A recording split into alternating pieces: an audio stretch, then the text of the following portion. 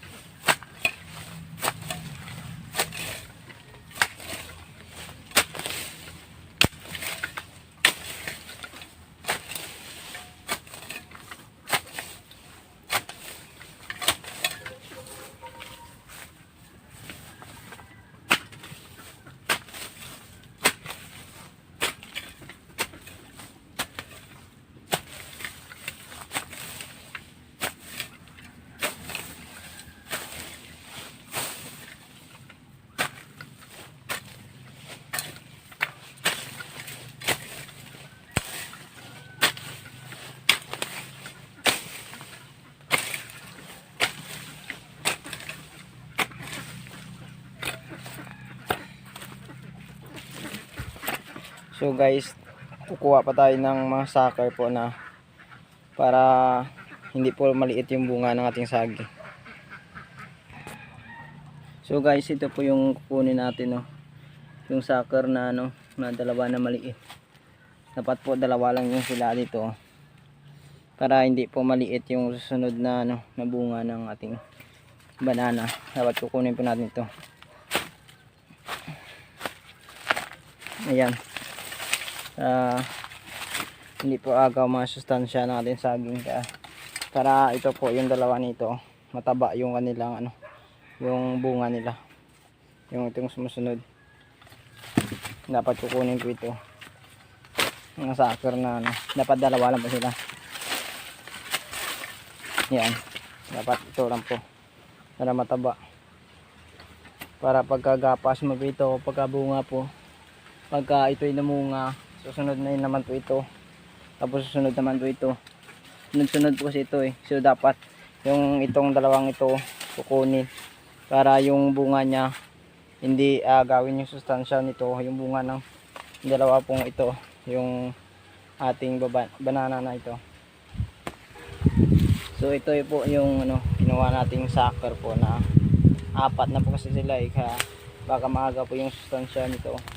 Ito kasi pag nagmunga po ito, jack na malaki talaga kasi bagong tanim po ito saka ito rin sunod-sunod po sila. Pagka nakuha na ito naman yung maglalabas yung puso niya, yung saging, tapos ito susunod.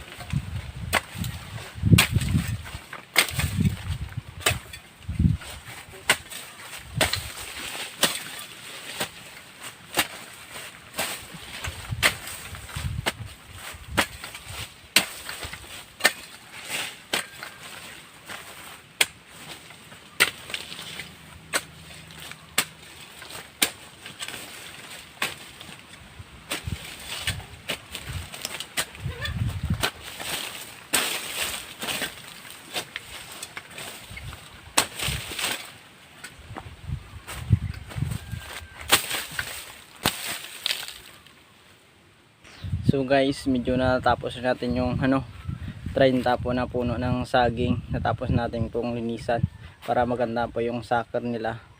Tsaka nagdi-sucker po tayo. Kumukuha pa tayo ng sucker na ikatatlo para tumaba yung ikalawa at ikatlong sucker po para malaki yung bunga. So dito po guys, natapos natin yung 30 puno. So dito po, malinis na po yan. Ayan po, malinis na po.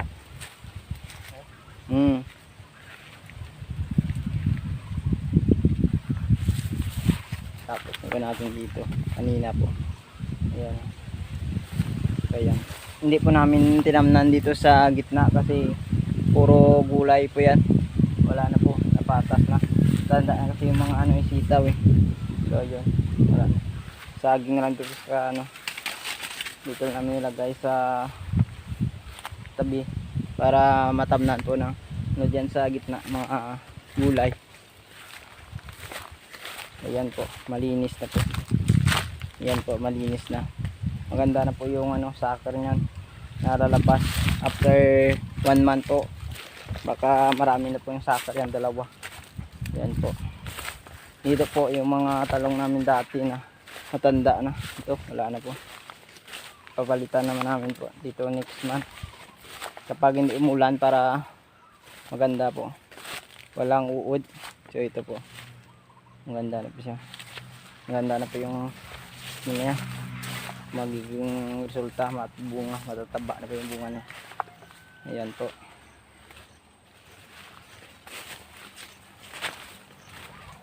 Magaganda na po yung niya. So guys, ayan po, maganda po ng kalabasan niyang bunga nila. Kasi malalaki po ito eh. Kasi kahit organic lang po, kahit walang pataba ito, maganda pong bunga nito kasi organic po. Binilagyan ko po ito ng yung galing ng palay na yung mga ng palay, mga dagami, yung lantana at saka yung mga sa manuka namin dyan yung aming iti ng manok. Yan nilagay po sa sa taba dito sa aming sa farm. At saka wala rin pong ito spray kasi lahat dito organic. Dito makikita nyo guys, dito yung mga iti ng manok, pang pataba po yan sa mga saging natin at saka mga gulay. Wala po kaming fertilizer na mas masarap kasi yung saging kapag organic po. Saka dito po yan konti lang po dito yung yung saging ko, mga around 30 lang po na puno dito. Yung part 2 po mamaya doon po sa sa malayo po mga bro, basta doon banda po may farm rin po ako doon na mga 100 na puno po ng saging na doon, yung lakatan at saka yung yung pinungo po sa kabila at sa lakatan sa kasi kapag sari-sari po yung yung saging nyo, yung iba hindi po maganda yung resulta. Dapat separate po yung saging. Kapag iba po ang kanilang klase na saging, dapat separate para maganda po ang kanilang resulta. Tsaka kukunin talaga po yung yung sucker kapag marami po. O yung tawag nitong saha sa Bisaya po yan, yung saha. So yun na po, natapos na natin. So mamaya po mayroon po kami dito itikan, yung backyard lang na pang itlog sa araw-araw. Yan po. So guys, salamat sa panonood po. Sa next video ko po, dito naman tayo sa mga native po, mga organic na pakain sa native. At saka abangan nyo po, baka bukas yung video ko na part 2 na sa aking farm doon sa kabila po, mga around 100 po na yun, na puno ng saging.